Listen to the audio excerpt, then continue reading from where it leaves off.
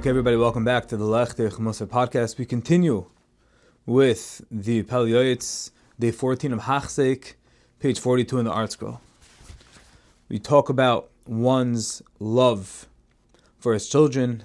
After discussing the love a person must have for himself, which we discussed extensively in the previous Shurim, now we are going to shift our focus onto one's children and the proper way to love them.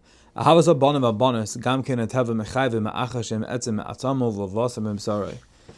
one's children and having feelings of love for them is naturally ingrained in a person, and the reason is because children are a toilada, their offspring, they're literally a piece, they're etzem atzamai, his bones and flesh, and therefore it's natural, it's innate for one to love his children. Even a raven loves its children. But it's very important that a person be careful that his love does not interrupt the correct order for things. What does that mean?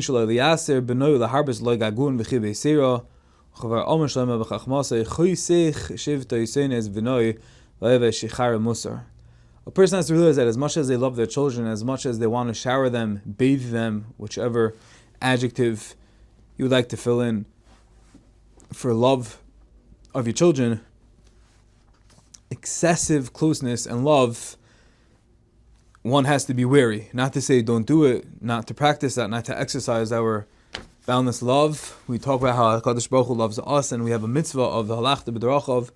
But at the same time, the Pele Yoeitz is cautioning us to be careful from what Shlomo Melech writes in Mishlei. It says in the pasuk,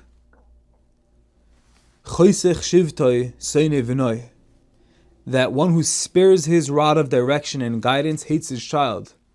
V'oyavoi shicharoi musar, but the one who loves him, his children, disciplines him in his youth. So what Shlomo Melech is telling us is love your children endlessly with all your ruchiv and yishmasi, all your guf, everything you can.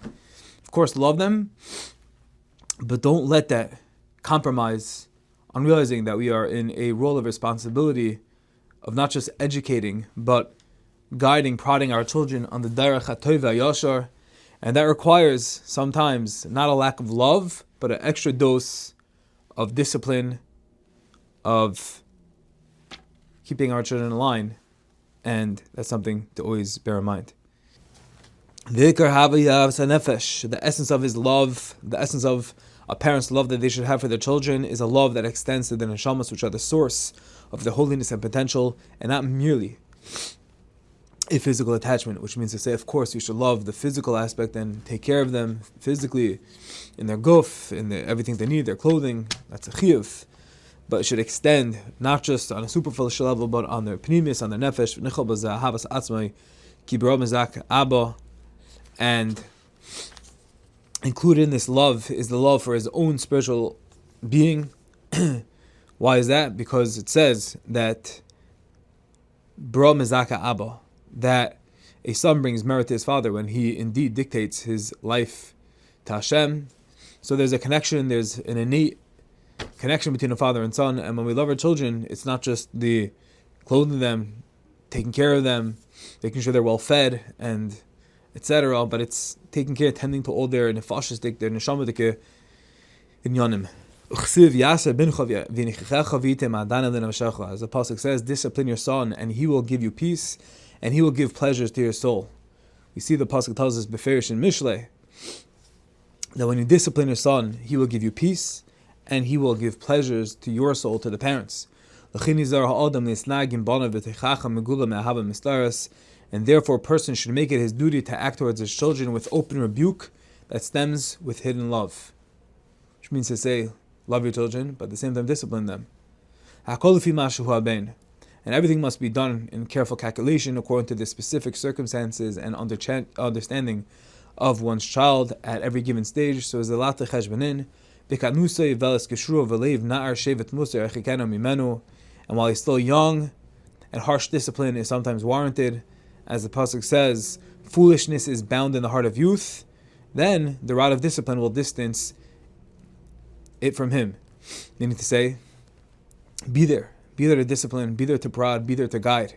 Avizar ha'avshal achzar al benoyu lahakoisa oisa bekasoy maka triya maka sachzari chas v'shalom. A father should always be careful chas v'shalom to ever hit their child in a manner of anger or damaging him chas v'shalom with a wound, which is absolutely cruel, and that's not what Hashem intended.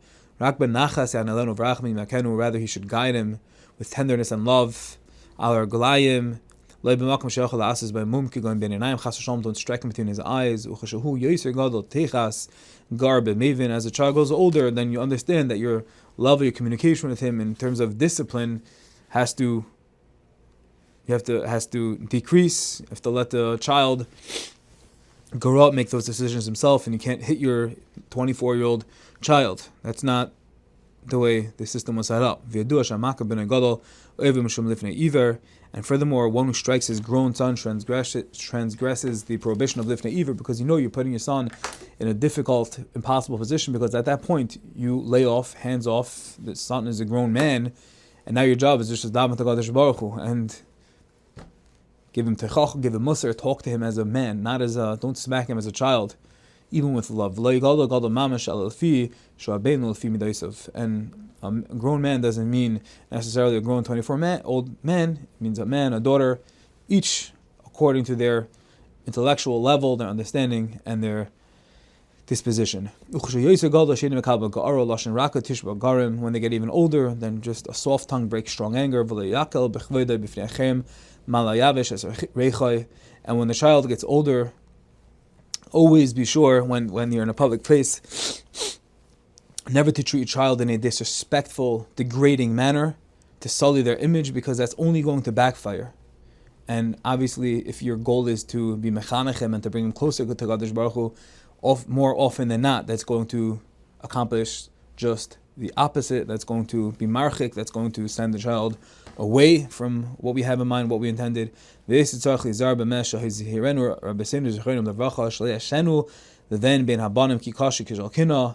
And even more than this, one always must be mindful. A person must not treat one son differently than another. Equality. All children must be treated equal, because jealousy is a very harsh thing and it's a grave sin. And if a parent, through the way they discipline, the way they interact with one child and show a sense of favoritism over another, that will cause jealousy, which is a terrible thing. The